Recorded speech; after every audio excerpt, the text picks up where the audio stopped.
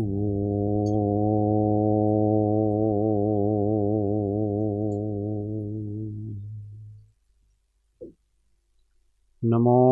अरिहन्ताणं नमो सिद्धाणं नमो आयर्याणं नमो उवज्जायाणं नमो लोये सव्वसाहुणं तेसो पञ्चणमुकारो सव्वपावपणासण मङ्गलाणं च सव्वेसिं परमं हवै मङ्गलम्।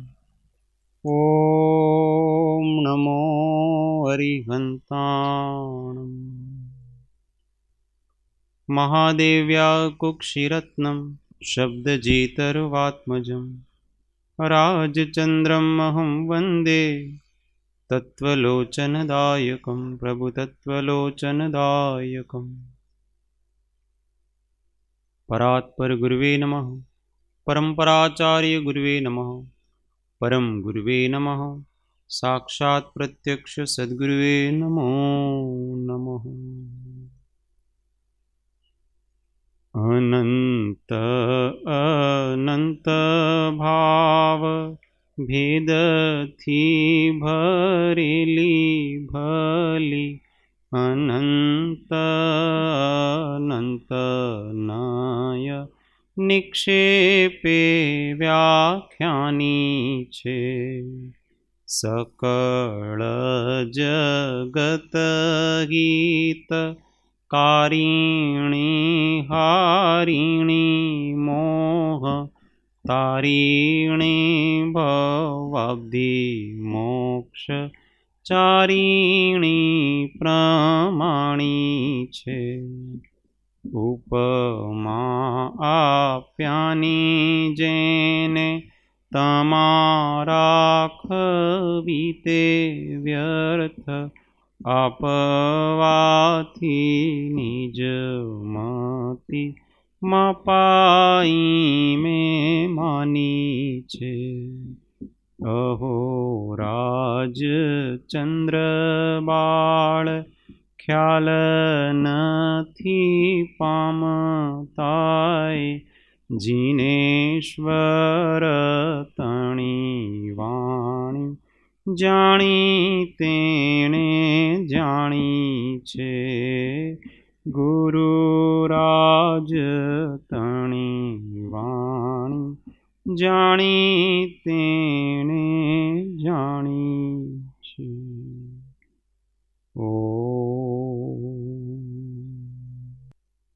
जय सद्गुरुवंदन। जय जय जय सद्गुरु। स्वाध्याय माझे आत्मबोध शतक गाथा 78 एक एक લીટી ઝીલવાની છે। स्वपर भेद अभ्यास बिना यह संकट नाश नहीं होता। स्वपर भेद अभ्यास बिना यह संकट नाश नहीं हो। स्वात्म प्रभु की दृढ़ आस्था बिन निज में वास नहीं होता। स्वात्म प्रभु की दृढ़ आस्था बिन निज में वास नहीं हो। भेद ज्ञान अमृत के जैसा अजर अमर पददाई है। भेद ज्ञान अमृत के जैसा अजर अमर पददाई है। हे आत्म इसको ना तजना यह अनुपम अतिशाई है। हे आत्म इसको ना तजना यह अनुपम अतिशाई है। स्वपर भेद अभ्यास बिना यह संकट नाश नहीं होता। स्वात्म प्रभु की दृढ़ आस्था बिन निज में वास नहीं। भेद ज्ञान अमृत के जैसा अजर अमर पददाई है। हे आत्म इसको ना तजना, यह अनुपम अतिशाई है। हे आत्म इसको ना तजना, यह अनुपम अतिशाई है। स्वपर भेद अभ्यास बिना यह संकट नाश नहीं होता। कौन सा संकट कहा था पहले की गाथा में? निज पर दुष्कर्मों के द्वारा क्यों उपसर्ग कराते हो, ऐसा पहला कहा था ना। उपसर्ग मतलब आपत्तियां। तो अपने ऊपर दूसरों के द्वारा जो दी जाती है उसको, उस आपत्ति को अपन उपसर्ग कहते हैं शास्त्रीय भाषा में। तो यहां दूसरों के द्वारा का मतलब यहां तो ये जीव अपने खुद ही पाप करता है और उस पाप के उदय से उसके ऊपर आपत्ति आती है। तो लगता ऐसा है कि ये दूसरा दे रहा है। लगता तो उसको ऐसा है कि ये आपत्ति, ये परेशानी मेरे को कोई दूसरा कर रहा है परेशान, पर वास्तविकता ऐसी है कि ये उसने खुद ही क्रिएट की है। स्वयं ही ऐसे दुष्कर्म करके क्रिएट किए। अब कोई निमित्त मिलता है उसको ऐसा, तो ये दोष किसको दे देता है? निमित्त को दे देता है। पर वास्तव में पूज्यपाद स्वामी कहते हैं, विराधः कथम हंत्रे जनाय परिकुप्यते, त्रयंगुलम पात्यम पदभ्याम पात्यते स्वयं दंडेन पात्यते। मतलब उसके कहने का अर्थ ऐसा है कि विराधक जिसने पूर्व में अन्य जीवों की विराधना की थी, हिंसा किया था, झूठ बोले थे, चोरी की थी, कुशील का सेवन किया था, अन्य बहुत आरम परिग्रह किया था, मूर्छा भाव रखा था, वो विराधक कहलाता है। तो वो दूसरे लोगों को क्यों दोष देता है? दूसरे को जनाय परिकुप्यते, दूसरे व्यक्ति को क्यों दोष दे रहा है? क्योंकि आपने ही अपने पैर से, वो एक ऐसा मापने का उपकरण आता है, तो उसको क्या है कि अपने पैर से ठोकर लगती है तो वो नीचे गिर जाता है। नीचे गिर जाता है तो उसको अपने को ही लगता है, वो खुद को लगता है। तो पैर की ठोकर तो हमने मारी थी, इसलिए वो हमारे ऊपर ही आ पड़ा है। इसलिए अब उसको क्यों दोष दे रहा है कि तू मेरे ऊपर आ पड़ा? उसका कोई दोष नहीं है, हमने पैर की ठोकर मारी। ऐसे ही हमने दुष्कर्म किए थे तो उसका फल मिल रहा है। तो जो निमित्त बनता है उसको ये व्यक्ति ऐसा मानता है कि देखो ये मेरे को मार रहा है। वो कुत्ते के जैसा। कुत्ता क्या करता है? जो लाठी, उसके ऊपर लाठी पड़ती है ना, तो लाठी मारने वाला तो व्यक्ति है, परंतु वो लाठी के ऊपर झपटा मारता है। उसको यूं लगता है कि ये लाठी मेरे को मार रही है। लाठी मात्र निमित्त है, वो नहीं मार रही है, सामने वाला व्यक्ति मार रहा है। उसी प्रकार से कोई हमारे बुरे होने में कोई व्यक्ति निमित्त बनता है तो वो लाठी है मात्र, बस। वास्तव में ये हमने ही किया था और उसका फल हमको मिल रहा है। क्षमा भाव रखो, नहीं तो नया कर्म फिर से बनेगा और फिर से ऐसी परिस्थितियां डेवलप होंगी, वो वैर जाएगा नहीं। तो ये स्वपर भेद अभ्यास बिना यह संकट नाश नहीं होता, ऐसा कहते हैं। इस प्रकार का अभ्यास करना चाहिए कि इसमें मेरा दोष कौन सा है और सामने वाले का दोष क्या, इसमें मैं कौन हूं और पर कौन है। इस प्रकार का अभ्यास के बिना ये आपत्तियां, हमारे ऊपर दुख, संकट, ये कभी नाश होने वाले नहीं। आत्मा को आत्मा जानो, पर को पर जानो। स्वात्म प्रभु की दृढ़ आस्था बिन निज में वास नहीं होता। स्व और पर का भेद कर लिया कि ये पर है और ये मैं हूं।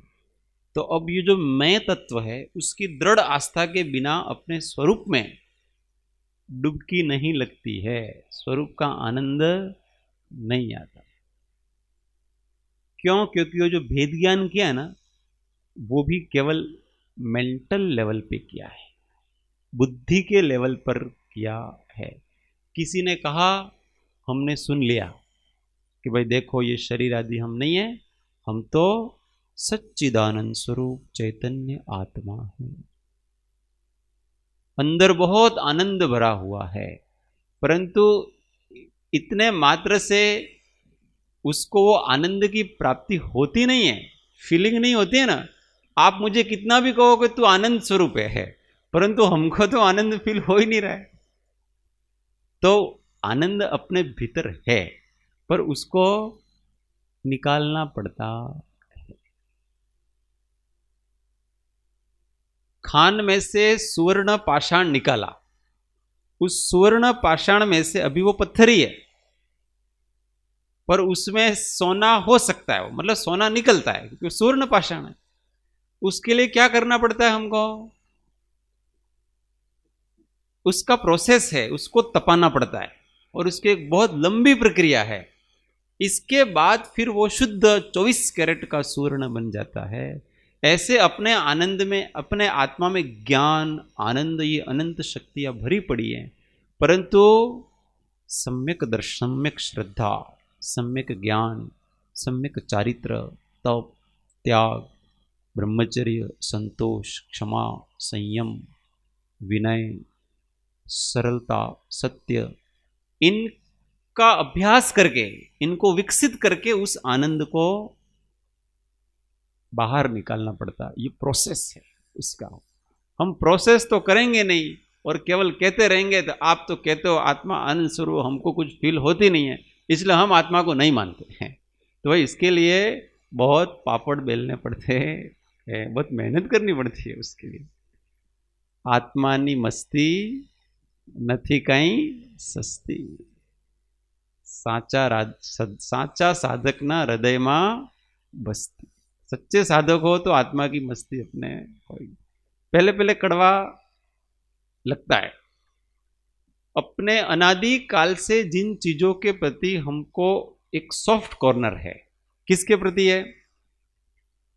हमारी जो एक तो संज्ञाएं हैं, संज्ञा मतलब अनादिकालीन संस्कार को संज्ञाएं कहते हैं। ऐसी मुख्य रूप से 4 हैं। कौन कौन सी?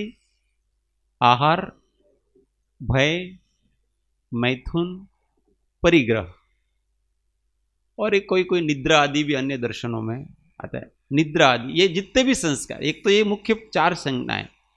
फिर अनादिकालीन मोह, राग, द्वेष, काम, क्रोध, लोभ, मद, ईर्षा, द्वेष, ये जितने हास्य, रति, अरति, शोक, भय, जुगुप्सा, वेद, स्त्रीलिंग, स्त्रीवेद, पुरुष वेद, नपुंसक वेद, ये सब विकार, ये अनादिकाल से जीव के चला आ रहा है, इसलिए उसको इतना अपना अपना हो गया ना इनके प्रति। अब जब कोई इसको निकालने के लिए कहता है कि तुम अपने में से ये निकालो, तो उस समय उसको बहुत ही कठिन लगता है। आप मेरे को ये नहीं होगा, आप मुझे दूसरा कुछ भी कह दो ना तो मैं कर लूंगा, दिन भर मेहनत करूं मैं, सुबह से शाम तक आप जो सेवा का काम करो कहोगे मैं वो सेवा का काम करूंगा, पर मेरे से ये नहीं होता है कि तुम शांति रखो, ये होता नहीं। तुम क्षमा रखो, तुम चित्त को सरल बनाओ, तुम हमेशा संतुष्ट भाव में रहो, संयम में रहो, अपनी वस्तुओं को त्यागने के लिए तैयार रहो, कामादि विकारों को, क्रोधादि विकारों को त्यागने में उत्साही बनो।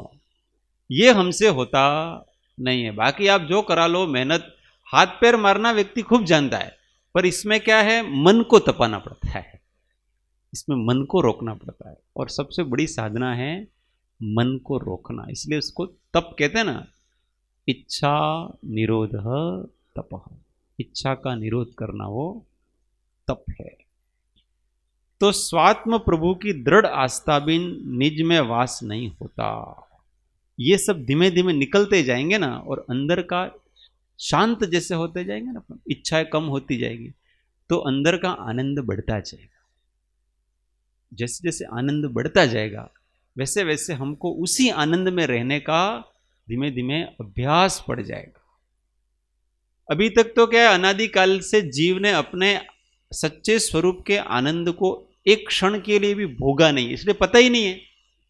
विषयों का आनंद है, उसी में रच पच रहा है, पर एक बार अगर उसको थोड़ा सा भी आनंद मिल गया तो वो सिंह की तरह है। कोई सिंह होता है, वो एक बार किसी मनुष्य को मार करके मनुष्य का रक्त का स्वाद आ गया उसका, तो फिर वो नरभक्षी हो जाता है। फिर वो दूसरे जानवरों को नहीं खाता, जब तक उसको मनुष्य का मांस नहीं मिलता तब तक वो भूखा रहेगा और ढूंढेगा कि वो मनुष्य का मांस ही खाएगा। ऐसे जब एक बार जब इस चैतन्य के आनंद की अनुभूति हो गई तो जीर्ण मधुकर अंबुज रस चाख्यो, जीर्ण मधुकर अंबुज रस चाख्यो, क्यों करील फल खावे। जीर्ण मधुकर अंबुज रस चाख्यो, क्यों करील फल खावे।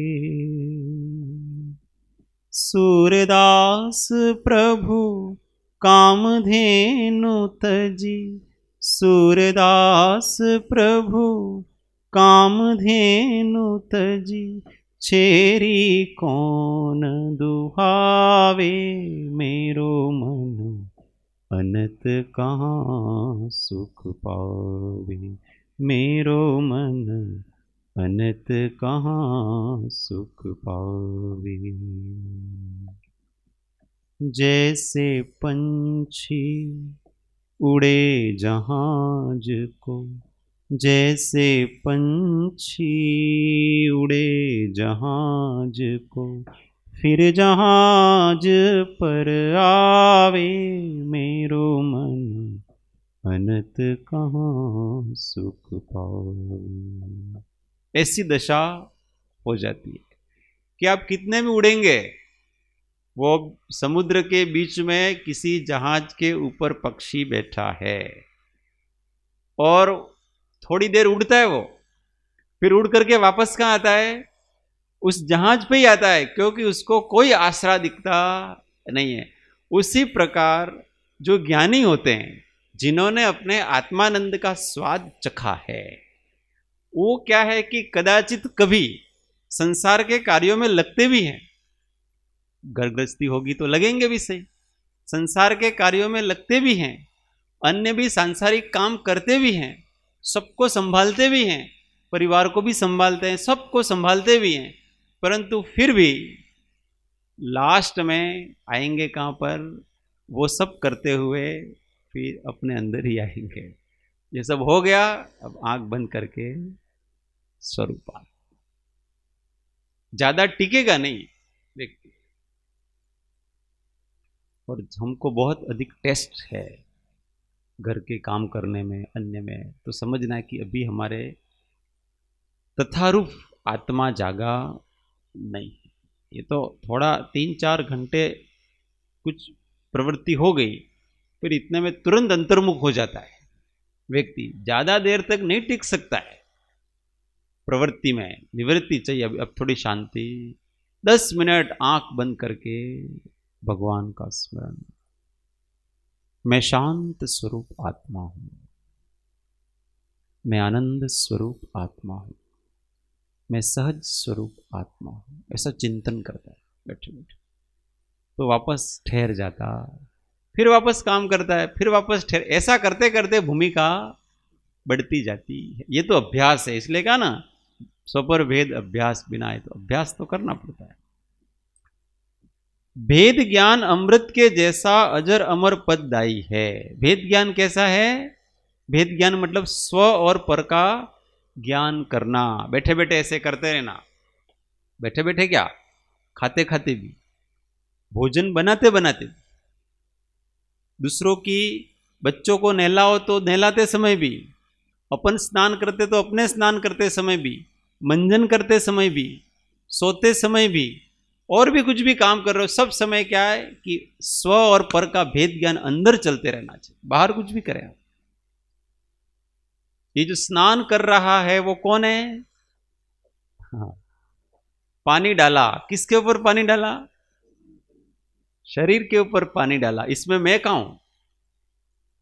मैं तो केवल ये जो पानी डाला है, और ये जो पानी डाला वो ठंडा अथवा गर्म है, वो अनुभूति हुई, उस अनुभूति को जानने वाला मैं हूं।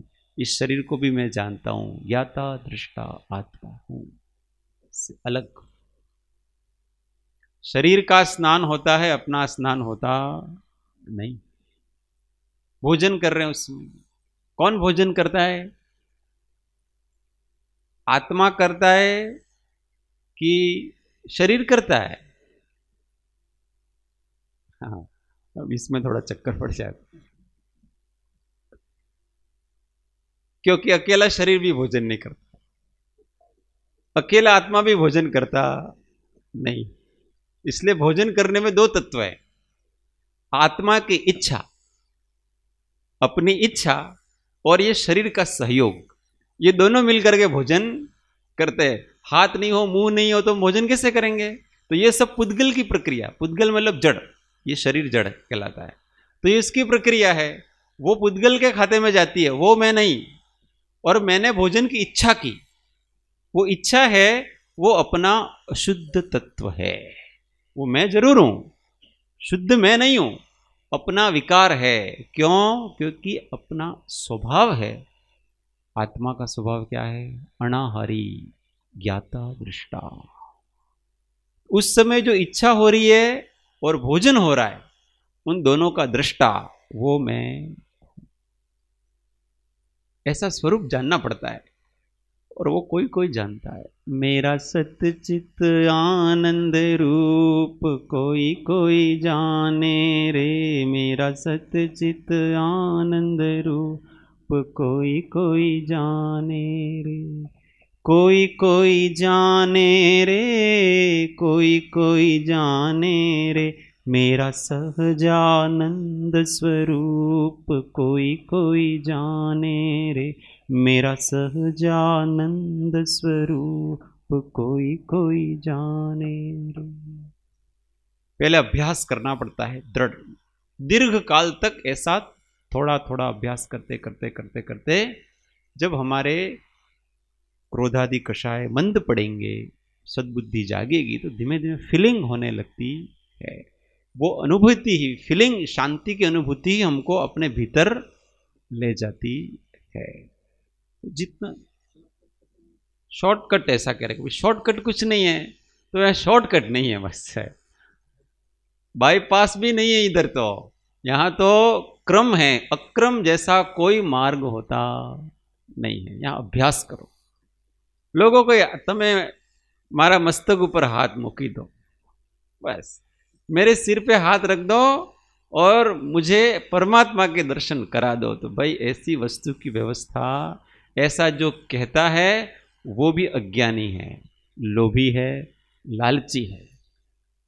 उसको शिष्य बढ़ाने की वह है, आओ मैं आपको आशीर्वाद देता हूं, आपका कल्याण होगा, ये लोभी है, लालची है।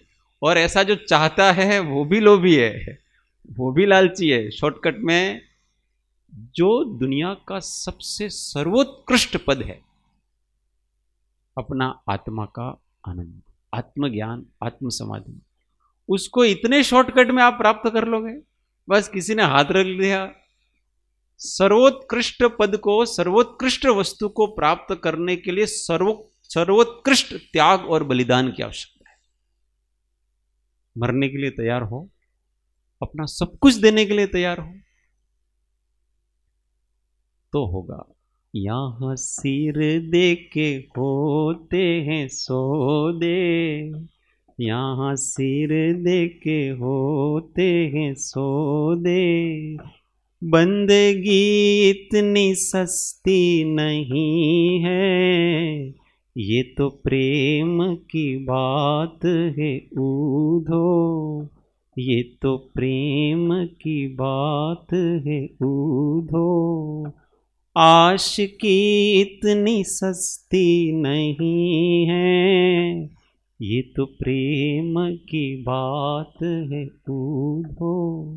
ऐसा ही इतना सस्ता मार्ग अपने यहाँ पर नहीं है, इसलिए कृपाल देव ने कहा ना, तन से, मन से, धन से और सब से, बाद में ऐसा शब्द लगा, तन दे दिया आपने, शरीर से साधना कर, मन से, मन भी दे दिया भगवान को, धन से, धन भी दे दिया, अपने पास कुछ रखा नहीं, सबसे, सबसे कठिन, सबसे में क्या होता है कि इसको स्वच्छंद निकालना है।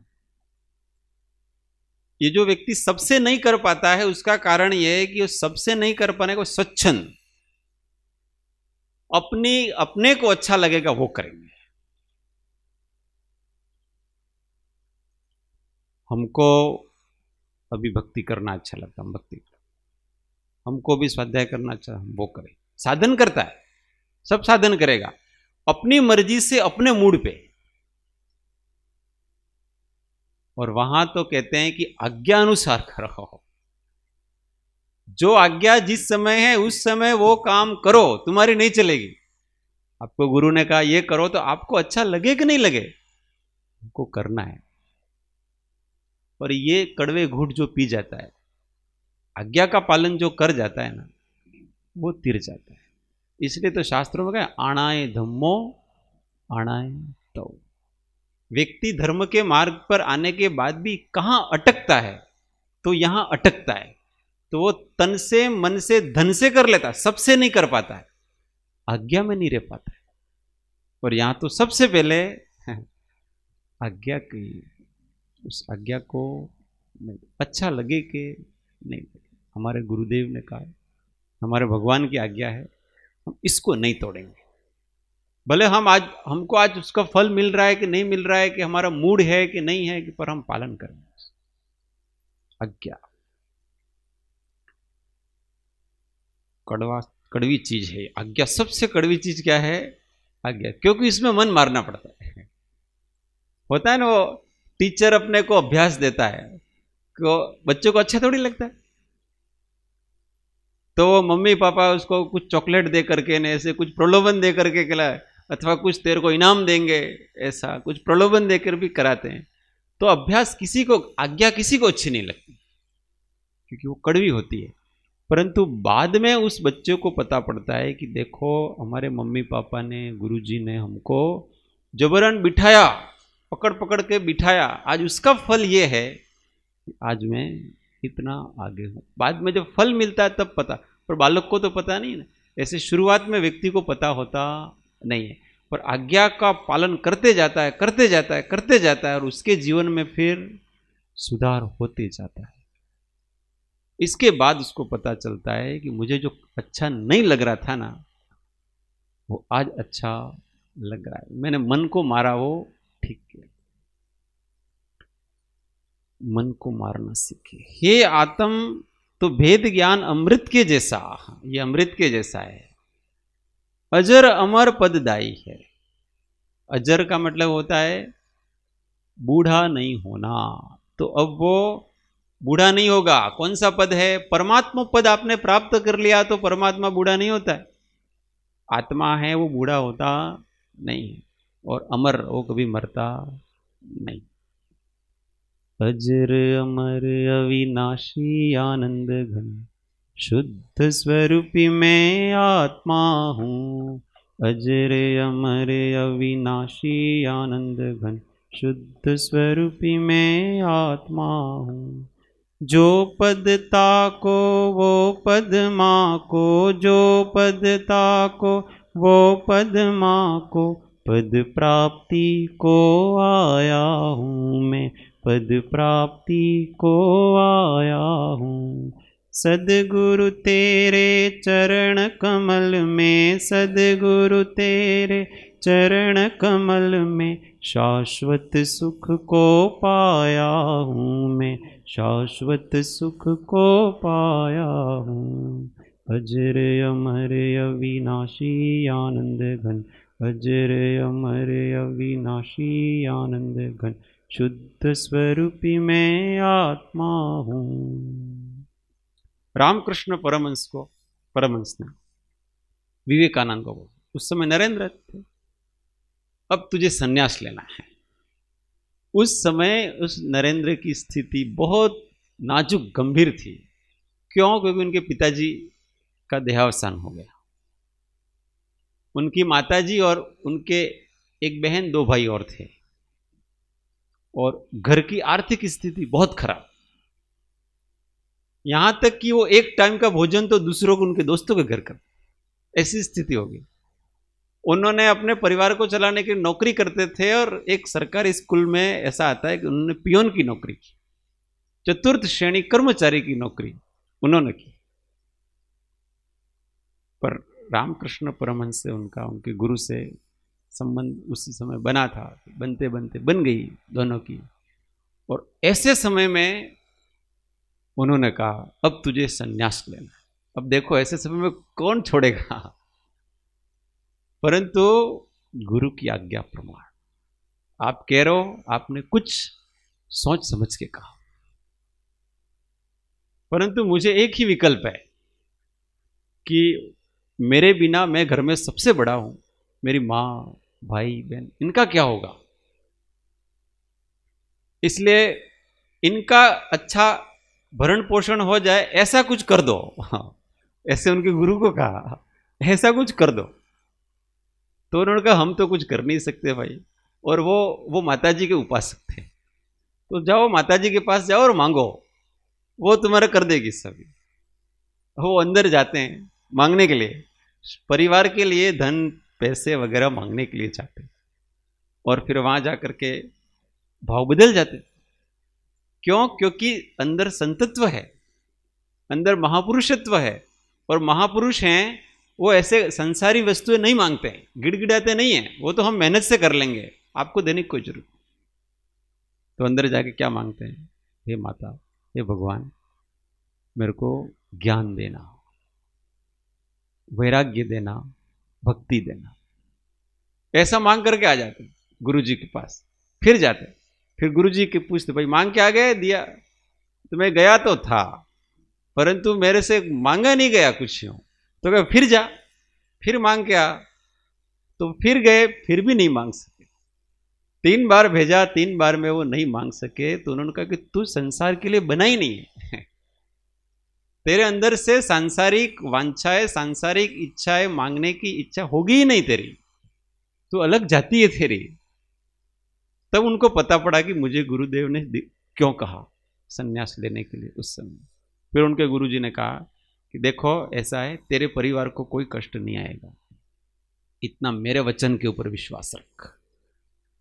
और सत्य हुआ भी ऐसा, उनका सामान्य परिवार का जो था वो चल भी गया और नरेंद्र विवेकानंद हो गए। तो क्या करना पड़ता है? आज्ञा का पालन करना, फिर विचार नहीं करना पड़ता है। गुरु ने कह दिया, कोई भी परिस्थिति हो, उन्होंने सोच समझ के कहा। हम क्या बहुत बुद्धि लगाते हैं, होशियारी लगाते हैं कि તમે કહો છો સાહેબ સારું છે, પણ એવું છે ને કે જરા મારે ઘરની પરિસ્થિતિ આવી છે, તમે એકવાર વિચારો ફરીથી। उनको कहता हो विचार करने के लिए गुरुजी को, હું આખી મારી પરિસ્થિતિ बताऊं તમને ને પછી તમે विचार करजो એના ऊपर। अरे वो तो परिस्थितियां जानते ही हैं सबकी, पर उन्होंने तो तेरे आंख में देखा है, तेरे व्यक्तित्व में देखा है कि ये व्यक्ति ये कर सकता है।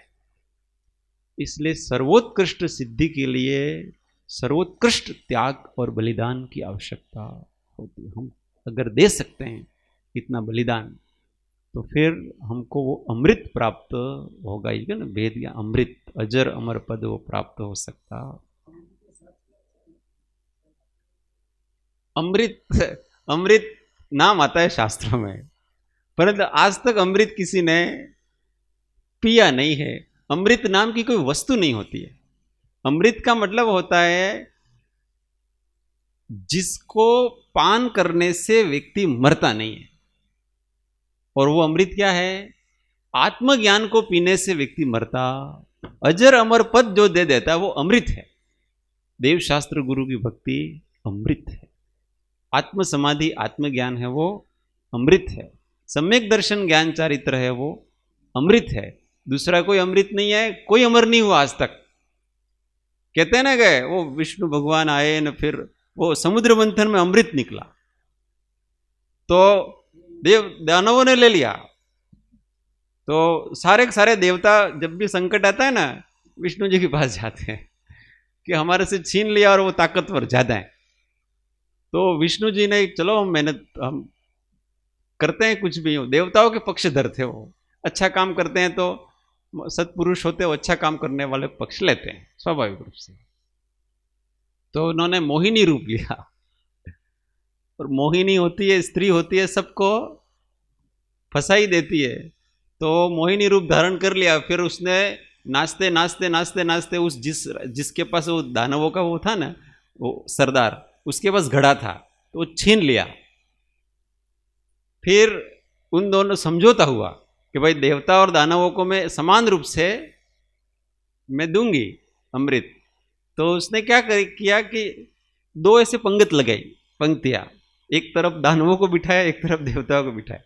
उसने जो चालू किया ना वो देवताओं की तरफ से किया। तो उसमें से दो दानव बैठे थे, राहु और केतु। ये तो मैंने कथा की देखी टीवी में इसलिए बता रहा हूँ, ये केवल कथा के लिए है बस, बहुत अधिक और कुछ नहीं है इसके। तो उन्होंने क्या किया, देवताओं का रूप ले लिया और वो देवताओं के उसमें बैठ गए और पी लिया उन्होंने अमृत। तो पता पड़ गया, वो तो इंद्र को पता पड़ गया कि ये तो बेरूपी आ गए, तो गले तक था, उनके गले तक आया था। तो वो सब अपन जानते हैं किस प्रकार से उन सुदर्शन चक्र से फिर वो विष्णु जी ने किया, ये सब चीजें। परंतु कहने का मतलब ये है कि कोई किसी वस्तु को पीने से अमर नहीं होता है। देवताओं का एक नाम अमर है, वो इस अपेक्षा से है कि उनके आयुष्य बहुत लंबे होते हैं, इतने लंबे होते हैं कि अब सागरों के आयुष्य होते हैं। अब सागर कैसे मापोगे आप? वो पल्ले तो पता है ना, पल्ले कितना होता है वो, हाँ, वो आंखें खुल जाती है अपने, पल्ले कितना होता है वो तो उसको चकरा जाता है। ये तो कोई वितराग दर्शन का श्रद्धा नहीं होता है ना, उसको ही ये समझ में आता है। बाकी को तो ये विश्वास ही नहीं होता है कि ऐसा भी होता होगा, इतने आयुष्य लंबे लंबे। और ऐसा भी नहीं है कि हमारे यहाँ का 1 वर्ष तो वहाँ का 1 दिन, ऐसा नहीं है। लोगों में ऐसे पुराणों में ऐसा आता है कि ब्रह्मा का 1 दिन अपने यहाँ का 100 वर्ष, ऐसा नहीं। काल की गणना हमारे यहाँ के 2.5 द्वीप में जो चंद्र और सूर्य चक्कर लगाते हैं ना मेरू के चारों, उससे होता है। हमारे यहाँ 1 सेकंड होता है, वो सब जगह सर्वत्र लोक में वो 1 सेकंड ही है। हमारे यहाँ जब 1 मिनट में जितना समय लगता है तो स्वर्गलोक में भी उतना ही समय लगता है, विदेश क्षेत्र में भी इतना ही समय तो समय है ना। हाँ, उसको ऐसा थोड़े कि हमारे यहाँ 1 मिनट लगा और उस 1 मिनट में किसी और जगह उसी 1 मिनट में 1 सेकंड हुआ, ऐसे कैसे हो सकता है? हमारे यहाँ 1 साल हुआ अथवा 100 साल हुए चलो, और स्वर्ग में 1 दिन हो गया, ऐसे कैसे हो सकता है? वो समय तो एक ही है ना। आप भी उतने समय तक रहे हो, वो स्वर्ग में उतने समय तक रहा है, समय तो एक ही है ना। कम और ज्यादा कैसे हो सकता है समय? इसलिए कम ज्यादा भी नहीं, इतने वर्षों तक देव नारकी उस पर्याय में रहते हैं, सागरों तक रहते, ऐसा वस्तु स्वरूप।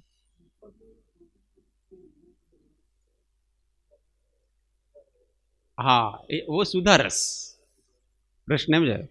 कृपाणु देव ने एक जगह सुधारस ऐसी बात की। ये सुधारस क्या है?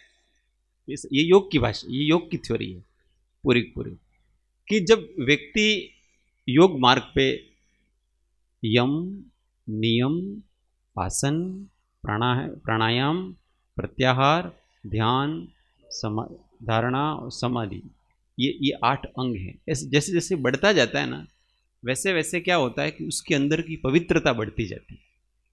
जितनी जितनी पवित्रता अंदर की बढ़ती जाती है, उतना उतना उसके शरीर के परमाणु है ना, वो भी विशिष्ट रूप में परिणत होते हैं। तो जैसे कभी कभी ऐसा गले से एक मीठा मीठा रस उत्पन्न होता है, वो उसमें बहुत मिठास होती है उसकी। कभी मुंह में ऐसा पूरा मुंह का स्वाद रहता है ना, एकदम मीठा, ये बहुत गहन ध्यान करते हैं ना, उनकी अनुभूतियां हैं ये सारी सारी। तो ये होता है, ये नहीं होता ऐसा नहीं है, परंतु वो सुधारस है, वो आत्मा नहीं है, वो तो एक पौद्गलिक वस्तु है। ये तो ये बता रहा है कि आपकी पवित्रता बढ़ रही है, आपकी पवित्रता बढ़ रही है तो शरीर भी पवित्र हो रहा है। शरीर के परमाणु भी जो स्पर्श रस गंध वर्ण अभी अन्य प्रकार के थे, कड़वे प्रकार के थे, खट्टे प्रकार के स्पर्श गंध वर्ण थे, वो अब अच्छे प्रकार के शुभ स्पर्श रस गंध वर्ण रूप हो जाते जी। हाँ, तो परंतु उससे कोई अमर नहीं होता। अमृत तो यहां किसको कहा है? अमर हो जाता है, तो वो पुद्गल वस्तु है एक प्रकार की। तो पौद्गलिक वस्तु है, वो कभी किसी को अमर कर सकती नहीं। अमृत इसलिए कहते हैं, मीठा है इसलिए अमृत कहते हैं। पर ऐसा नहीं समझना है कि कोई ऐसी वस्तु होगी जिसको खा लेने से, पी लेने से व्यक्ति कोई मरता नहीं है। ऐसे कोई वस्तु आज तक बनी नहीं है, कोई अमृत नहीं।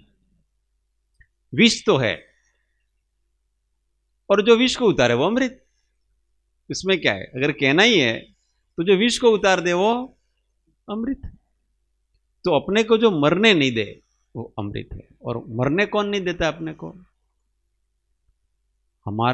हमारी जो आत्मदृष्टि है, ज्ञान दृष्टि है, विवेक दृष्टि है, वो कभी भी अपने स्वरूप से अपने को च्युत नहीं होने देती, विकारी नहीं होने देती। जो अपने को विकारी नहीं होने दे वो हमारे लिए अमृत, उसी को अमृत समझना चाहिए। और वो अमृत एक बार पी लिया तो राम रस ऐसो है मेरे भाई, जो कोई पी ले अमर हो जाए, जो कोई पी ले अमर हो जाए। अब लास्ट में कहते हैं, हे आत्म इसको ना तजना, यह अनुपम अतिशाई है। वेद ज्ञान को कभी तजना नहीं, हमेशा विवेक से जीना। भावनाएं जीवन में आती, देखो कर्म के उदय से अनेक प्रकार की, हम घर गृहस्थी में रहने वाले, तो हमारी बहुत सारी भावनाएं, हमारे मन में मोह भी जागेगा, ममत्व भी जागेगा, काम आदि विकार भी जागेंगे, किसी के प्रति बहुत अतिशय राग भी जागेगा। ये सब हमारे जीवन में होने वाला है, होता है, नहीं होता ऐसा। परंतु उस समय भी दृष्टि को हमेशा जागृत रखना कि ये हो रहा है, इसका मतलब मैं ऐसा कर लूं ऐसा तो जरूरी नहीं है ना। इच्छा होना अलग बात है, क्यों? क्योंकि पूर्व के संस्कारों से ये सब होता है, होना एक अलग बात है। परंतु ऐसा करना, उस रूप प्रवर्तन करना कि नहीं करना, वो तो हमारे विवेक के अधीन, वर्तमान के संयम के और वर्तमान के पुरुषार्थ के अधीन। भले इच्छा हो पर अपने को ऐसा नहीं करना। राग करने की इच्छा है पर राग करना नहीं, कठिन है ये तो। कितना कठिन है, दुनिया का सबसे कठिन काम बताया। कभी पर बगीचे में जाते हैं, बगीचे में फूल होते हैं, फूलों को छूने की इच्छा होती कि नहीं होती है ना? फूलों को छूने की इच्छा किसको नहीं होती? तो स्पर्शन क्रिया, 25 प्रकार की क्रियाओं में स्पर्शन क्रिया है एक प्रकार की। तो कोमल स्पर्श करने की इच्छा होती है स्वाभाविक रूप से सबको, क्योंकि पूर्व के संस्कार हैं इसलिए होती है, और वो विकार भाव है, स्वभाव नहीं है। परंतु उस फूल को छूना कि नहीं छूना, इसलिए वो इंग्लिश में एक कहावत आती है ना, beauty is only see not for touch, not to touch, beauty only to see not to touch. सुंदरता है वो केवल देखने के लिए है, और वो भी बहुत गौर से नहीं देखना, आंखें फाड़ फाड़ करके उसको नहीं देखना, नहीं तो अपन घुस जाएंगे उसके अंदर। वो भी ठीक है, जो बहुत आकर्षित करता है ना उसकी तरफ नजरें ज्यादा मिलाना नहीं, नहीं तो गुम हो जाएंगे, हम अपना आत्मा भूल जाएंगे। तो ऐसा पूर्व कर्मों के उदय से भावनाएं होना वो एक अलग बात है। वर्तमान में हम जागृत रहें और उन भावनाओं को विवेक के अंकुश दे करके उन भावनाओं को नियंत्रित करें।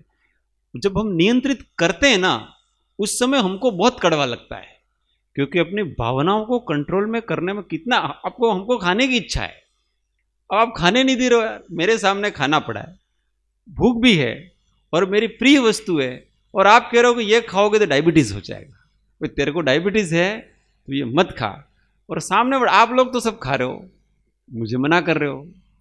अब वो कितना कठिन है, अपने सामने विषय हो, विषय को भोगने की इच्छा हो, और उस समय कोई यूं कहे कि तेरे को ये विषय भोग नहीं करना है, तो बड़ा कठिन काम है, बड़ा कठिन का खेला। सबसे कठिन काम इस दुनिया में अपने मन को जीतना। जीता सबसे तू अपने से हारा, जीता सबसे तू अपने से हारा, ढूंढता है तू किसका सहारा, ढूंढता है तू किसका सहारा।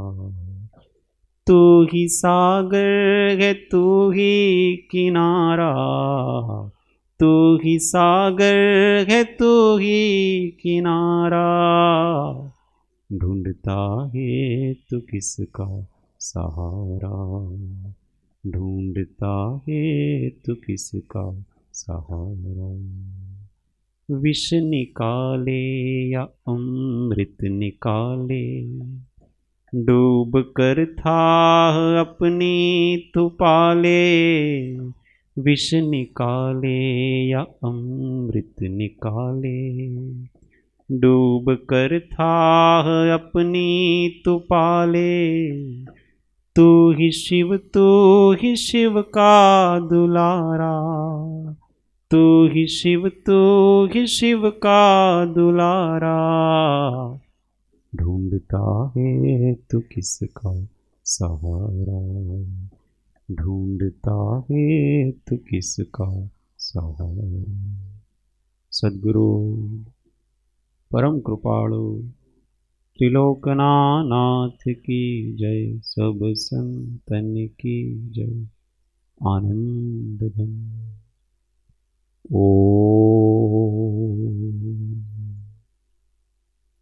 एक मिनट मौन, आत्म अनुसंधान।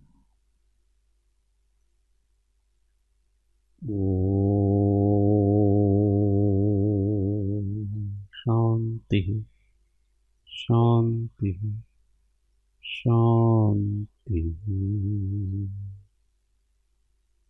जय सद्गुरु।